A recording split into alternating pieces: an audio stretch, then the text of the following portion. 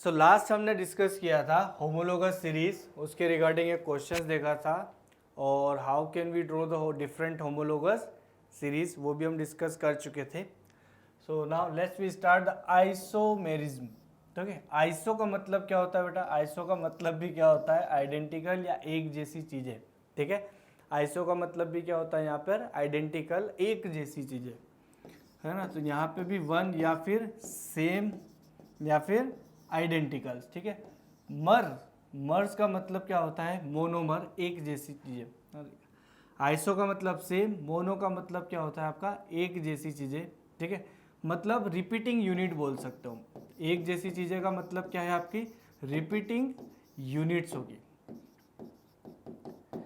ठीक है, repeating units होगी, मतलब एक एक जैसी चीजें क्या हो रही है? बार बार आ रही है। ठीक है, सो आइसोमेरिज्म का मतलब क्या होता है? सिंपली आपका कि isomerism is a phenomena where two or more compound have the same chemical formula.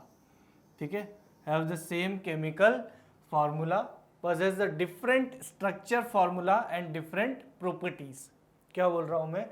देखिए, आइसो का मतलब हमने देखा था सेम चीजें होगी। ठीक है, तो सेम यहाँ पर क्या होगा? केमिकल फॉर्मूला होगा। ठीक है, कंडेंस फॉर्मूला भी हम बोल सकते हैं। जैसे फॉर्मूला तो क्या होगा? सेम होगा, लेकिन हम उनके डिफरेंट स्ट्रक्चर फॉर्मूला को ड्रॉ कर सकते हैं और डिफरेंट स्ट्रक्चर फॉर्मूला के कारण, due to the different structure, its properties are also different.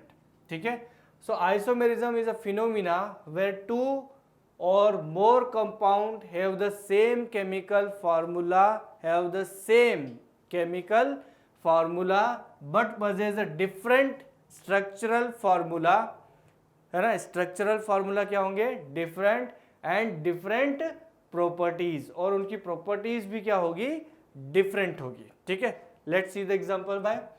For example, following two arrangements are possible for butanes and alkane with the 4 carbon atoms. Okay, butane is example of alkane, don't confuse in it. alkane का example है कौन? ब्यूटेन्स है, और जिनका general formula दिया उन्हें C4H10। अब देखो, इतना तो समझ में आ गया होगा आपको कि अगर अल्केन है, कौन है? सफिक्स यहाँ पर ANE है, इसका मतलब कार्बन और कार्बन के बीच में सिंगल बॉन्ड होगा। Okay, carbon to carbon bond कैसा होगा आपका? Single bond. करो, ड्रॉ करो स्ट्रक्चर को। क्या करूं मैं? कितने हैं? 4 कार्बन है। नंबर ऑफ कार्बन कितने हैं? 4। क्या करोगे आप? 4 कार्बन बनाओ, 1 2 3 4, है ना। सभी अल्केन्स के एग्जाम्पल है, तो सिंगल बॉन्डेड कर दिया मैंने। इस कार्बन के बॉन्ड एक भी बनाए, तो बाकी कितने बचे? 3। ठीक है, तो तीनों क्या होंगे बेटा? H, hydrogen. ठीक है, इस कार्बन ने कितने बॉन्ड बनाए? 2, एक इस कार्बन से और एक इससे, है ना। प्रीवियस आफ्टर दोनों से अटैच है, सो रिमेनिंग वैलेंसी कितनी है? 2। सो किससे सेटिस्फाई होगी? हाइड्रोजन से। These carbon 2। अगर बिटवीन द कार्बन है तो उसमें 2 ही हाइड्रोजन अटैच होंगे ना, क्योंकि 2 वैलेंसी तो सेटिस्फाई बाय कार्बन्स होगी। ठीक, लास्ट टर्मिनल कार्बन्स में क्या होगी? 3 वैलेंसी होगी। ठीक है, CH3 CH3। ठीक, ये तो आप ड्रॉ कर सको इसलिए मैंने इतना बनाया, नहीं तो आप इसको सिंपली क्या लिख सकते हैं? हम इसे हम सिंपली लिख सकते हैं CH3 dash CH2 dash CH2 dash CH3। ठीक है, सो इसका मॉलिक्यूलर फॉर्मूला या कंडेंस फॉर्मूला तो क्या है? C4H10। क्या C4H10 हो रहा है? बिल्कुल हो रहा है। Number of carbon 1 2 3 4, number of hydrogen 3 and 2 5 2 7 3 10। Okay, so इसका फॉर्मूला क्या हो गया? C4H10।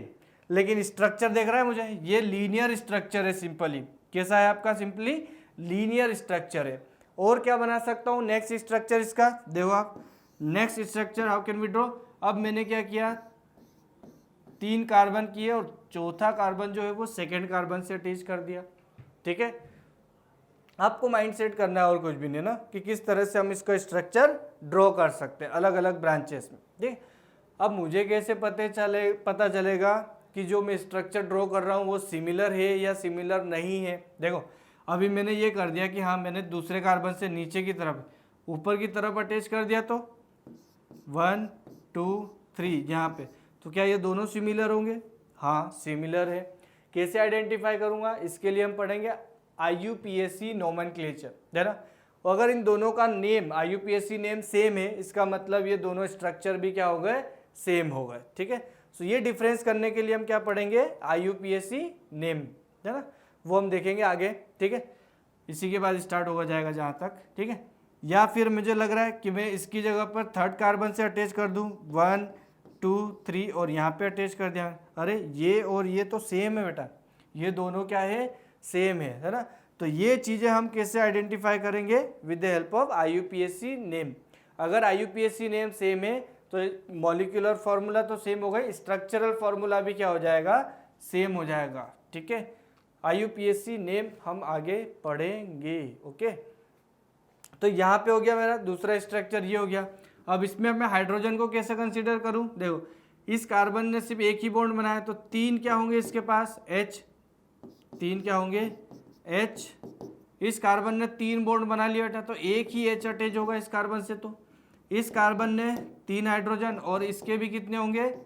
3 हाइड्रोजन। H कितने होंगे इसके पास भी? 3 3 और 3। देखो कैसे ड्रॉ कर सकता हूँ? CH3 CH CH3 CH3 CH, so structure क्या हो जाएगा इसका? CH3 CH CH3 and CH3, ठीक। दिख रहा है स्ट्रक्चर दोनों के अलग है। एक ये हमारा फर्स्ट स्ट्रक्चर हो गया और this is a second structure. लेकिन मॉलिक्यूलर फार्मूला देखो, यहाँ पे काउंट कर रहा हूँ तो भी C4H10 आ रहा है ना, हमने काउंट किया ही था। यहाँ पे कर लो आप, C कितने हो गए? कार्बन्स कितने हो गए आपके पास? 4। हाइड्रोजन कितने हो गए? 3 6 9 1 1 10। H कितने हो गए? 10 हो गए, ठीक है। सो ये कंपाउंड कैसा है? जिनमें मॉलिक्यूलर फार्मूला तो क्या है? सेम है, लेकिन स्ट्रक्चरल फार्मूला कैसे हैं? डिफरेंट है, ठीक है।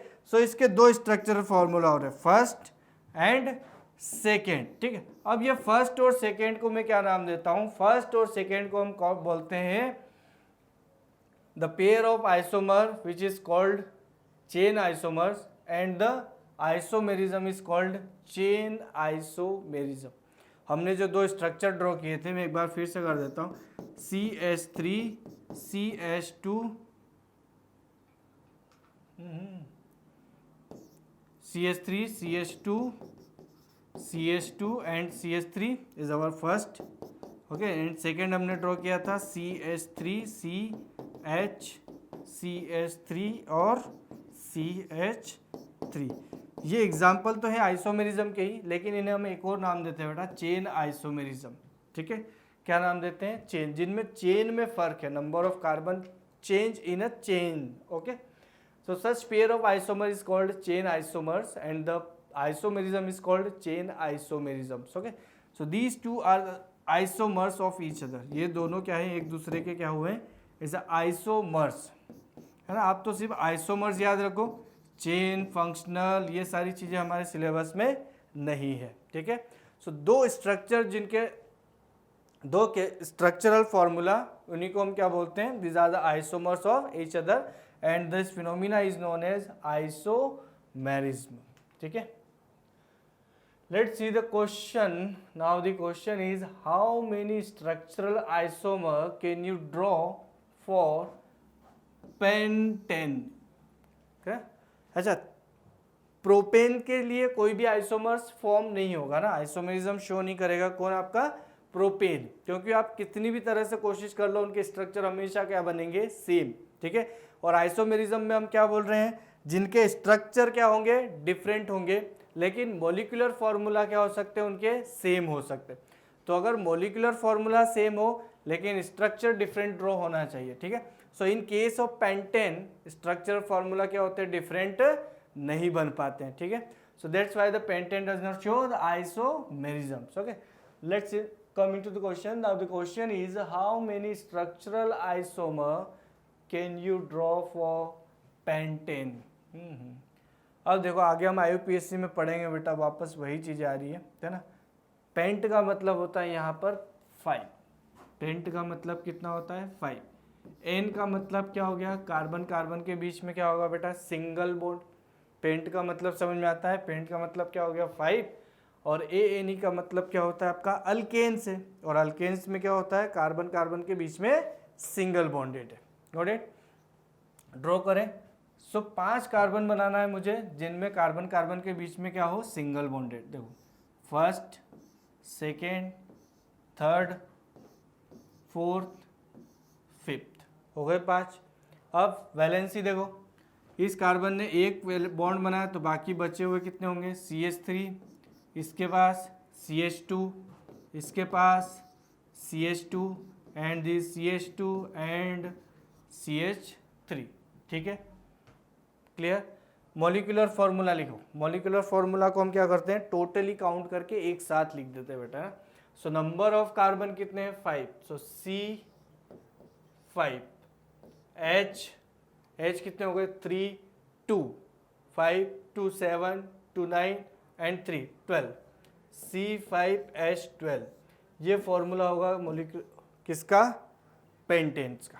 ठीक है, सो हमने ड्रॉ किया फर्स्ट स्ट्रक्चर।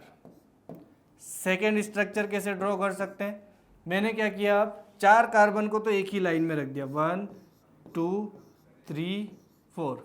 अब इस एक कार्बन को यहाँ पे अटैच कर दिया मैंने। ठीक है, अब वैलेंसी के अकॉर्डिंग हाइड्रोजन लिख दें। एक है तो H3 सॉरी, 2 बॉन्ड बना लिए तो 2 कौन होंगे हाइड्रोजन, 3 बॉन्ड बना लिया तो 1 कौन होगा हाइड्रोजन, एक ही बॉन्ड बनाया तो 3 कौन होगा हाइड्रोजन। Got it?